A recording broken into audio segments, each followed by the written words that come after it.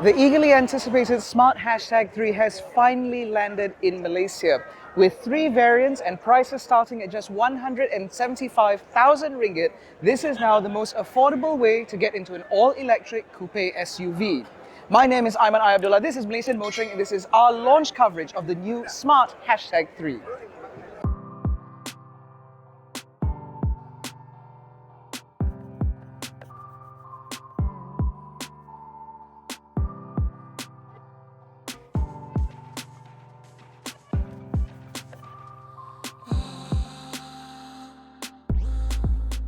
Now the #3 arrives in Malaysia in 3 variants, being the Pro, Premium and the BRABUS, just like what we saw with the #1.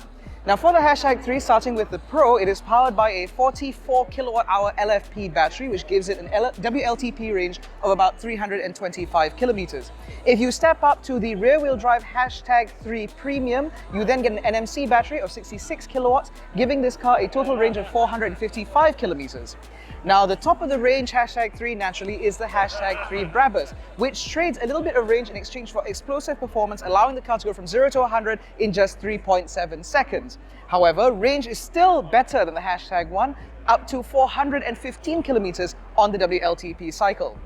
Now, as for charging, the larger of the 2 batteries, the NMC batteries, can recharge at up to 22 kilowatt AC, allowing the car to go from dead to full via an AC charge in just 3 hours. Whereas DC charging for those NMC batteries is rated up to 150 kilowatts, which allows the car to go from 10 to 80% in less than 30 minutes.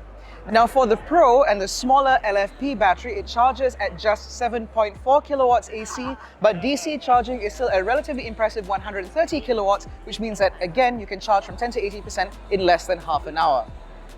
Now the #3 joins the #1 in the Smart Malaysia lineup, but where the #1 took the form of a rather traditional looking SUV or crossover, Smart says the #3 is more of an SUV coupe, which is why it has a slightly longer wheelbase and a longer roofline that tapers down a little bit more dramatically to the tail. Now, in addition to all of this, the #3 also enjoys slightly improved aerodynamics with a drag coefficient of just 0.26 CD versus the #1 0.27, which is why you get the improvement in terms of both performance as well as overall range, with range up 15 kilometers on each variant and the acceleration time down by 0.1 of a second for the #3 BRABUS. Now, in terms of the exterior aesthetics, you still get the same design language that we've seen from the #1, which means that up front, you get the CyberSparks LED matrix headlights, replete with an LED light bar that links those 2 light fixtures on either side, giving it a very unique face. On top of that, you have a downturn front grille with illumination on the Premium and BRABUS models, and you can even utilize those front lights in order to animate a welcome sequence every time you walk up to the car. Now down the side, rolling stock is handled by a set of 19-inch alloy wheels for both the Pro and Premium models with differing alloy wheel designs. The ones that you see here are for the Premium. And of course, on the BRABUS, it moves up to 20-inch alloy wheels with a diamond cut finish, which also shows off the larger and improved brakes. Now, it is worth noting that because this is an SUV coupe, naturally the roofline is a lot more dramatic than what we saw on the #1, and that necessitated the relocation of what I think is one of my most favorite design elements, that being the illuminated Smart badge, which now lives on the front fender rather than on the D-pillar. Aside from that, this is all very much de rigueur, just what we've expected from Smart, and if you ask me, I do think it looks quite good. Now, the back end of the #3 looks broadly similar to what we've seen before from the #1, but it still has its own unique character. So, for example, the taillights now have their own unique internal graphics, which differentiate it from the #1. On top of that, being an SUV coupe with this much more shapely rear end means that it integrates one of my most favorite features, which is the hidden tailgate trigger button, which hides in the A of Smart. Once the tailgate is open, it reveals a much more practical space than what we've seen before from the #1. Because the #3 sits on a longer and wider wheelbase, it means that there is now more usable space within the rear. There is also a tonneau cover and space underneath the boot floor, not just for charging cables, but plenty more beside.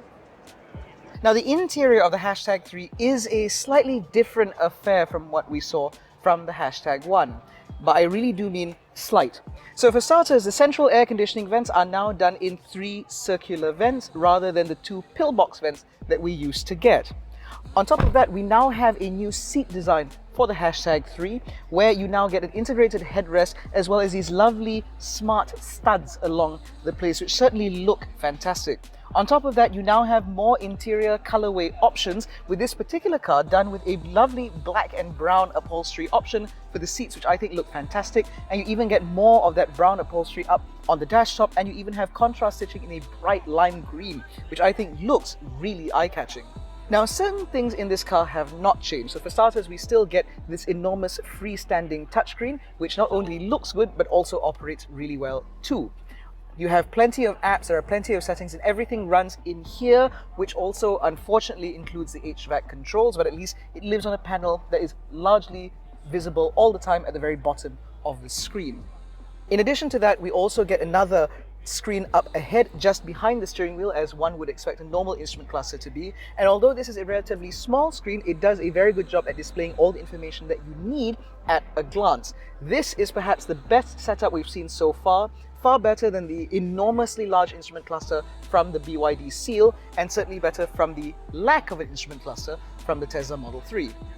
But if that's not enough, there is also a full color heads-up display right in my line of sight, which not only gives me things like directional information as well as my speed, but it also warns me if there are vehicles in my blind spot. Being able to know if there is a potential hazard from my line of sight means that I, as a driver, am less likely to make mistakes as I try to change lanes or merge, for example, without, again, having to move my eye line even to the mirror, which means that you have an even earlier warning system than in other cars. Now, that aside, practicality in here is also pretty well catered for, because you still have this enormous well underneath the center console, replete with a 12-volt socket. You still have a wireless charging pad up here, as well as two USB-C ports. You get a couple of cup holders, another phone holder here, and in the center console, you even get a cooled center console bin, which can chill your drinks based on the temperature that you've set via the climate control. On top of that, other accoutrements in here include a 64-color ambient lighting system available for the premium and the BRABUS models, and you also get a Beats audio system as standard again on the premium and BRABUS models, and these sound systems do work really well within this car, and I certainly think that it is something that more and more customers will appreciate over time. Now, the smart hashtag 3 is a little bit longer and a little bit wider, albeit a little bit lower, than the hashtag 1, and that certainly pays dividends in here. Because as you can see, with the front seats up in my driving position, about 170 centimeters, I still have a good amount of knee room and a good amount of headroom, again, despite that sloping roofline and the large panoramic sunroof. Now, in terms of rear accoutrements, I get a set of crotch coolers, USB-C, USB-A ports. I also get some bottle holders here and seat pockets behind the doors, as well as a couple of cup holders in this center armrest. In terms of interior build quality, everything here is just as good as it is in the front. So you get soft touch materials up here on the doors, and it even extends down here to where you rest your arm. And all of the plastics in here feel quite solid too. On top of that, you even get ambient lighting around the front seat sort of space here, as well as around the air conditioning vents, and even in the footwells themselves. So this certainly feels like a premium place to be. The only exception to me, however, is that panoramic sunroof, because while I love this huge one singular piece of glass, there is no electronic sunblind, which means that either you have to tint it or put on a manual sunblind like we've seen before from the Tesla Model 3 and the BYD Seal, which to me doesn't seem very premium at all. Now, the smart hashtag 3 comes with the same comprehensive suite of active safety features that we saw from the hashtag 1, which Smart claims is level 2.5 plus. Now, via an array of sensors and radars, the hashtag 3 is able to offer things like autonomous emergency braking with adaptive cruise control and traffic jam assist, blind spot monitoring, lane centering assist, lane departure alert, as well as various other safety systems, as you would expect from a brand new premium car. It also comes with a very comprehensive warranty of 4 years and unlimited miles for the coverage of the car itself, as well as an 8-year warranty for the battery, as well as a matching 8-year warranty with a slightly lower mileage cap for the high voltage motor. Now, for customers who purchase the hashtag 3 between now and July 31st, there is also a early bird package that comes along with it, which consists of things like a 22 kilowatt AC charger, a V2L system, an accessories pack, and various other little bits and bobs, which Smart says will make your experience with your new hashtag 3 feel more complete.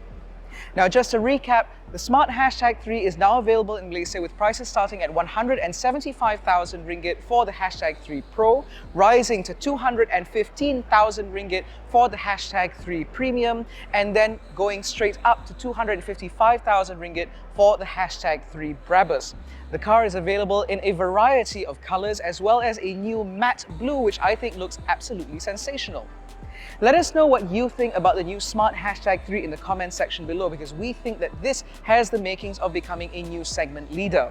But in any case, that has been our launch coverage of the new smart hashtag 3 Premium. If you enjoyed this video, please give it a thumbs up, subscribe to the channel, hit the little bell icon so notified every time we make a new upload. Don't forget to follow us on Facebook, Twitter and Instagram. All the links are in the description below, including the link to join our new WhatsApp channel. Thank you so much for watching. We will catch you in the next one. Take care and stay safe.